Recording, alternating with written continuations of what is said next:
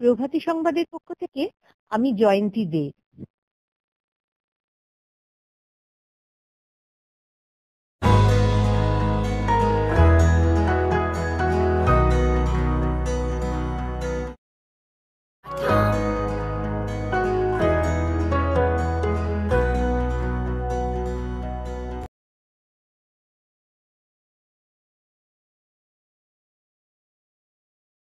অরুণিমা সিনহা নামটা ইতিহাসের পাতায় চিরস্মরণীয় হয়ে থাকবে।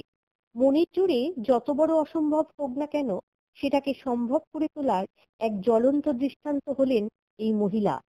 2011 সালে 12ই এপ্রিল তাকে বাধ্য হয়েই লখনৌ থেকে দিল্লিগামী পদ্মাবতী এক্সপ্রেসে চাপতে হয়েছিল, কারণ তার ইন্টারভিউ চিঠিটা যেই সময় এসেছিল রিজার্ভেশন অত তাড়াতাড়ি করা যায়নি।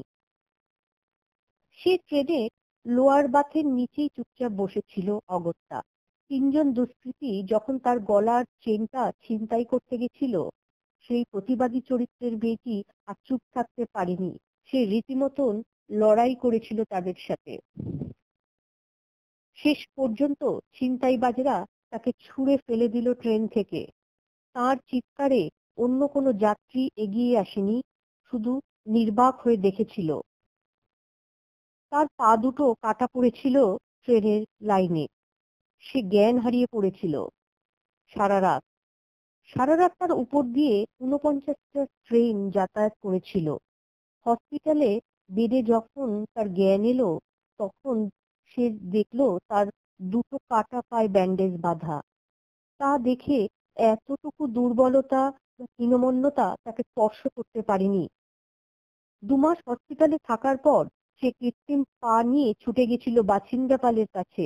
জানিয়েছিল তার ইচ্ছা সে এভারেস্ট জয় করতে চায়।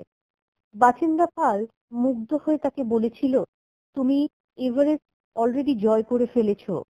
এটাই প্রমাণ করে মানুষ তার শরীরে বিকলাঙ্গ হয় না, বিকলাঙ্গ হয় তার মনে। অরুণিমা সিনহা পদ্মশ্রী উপাধিতে ভূষিত হয়েছেন।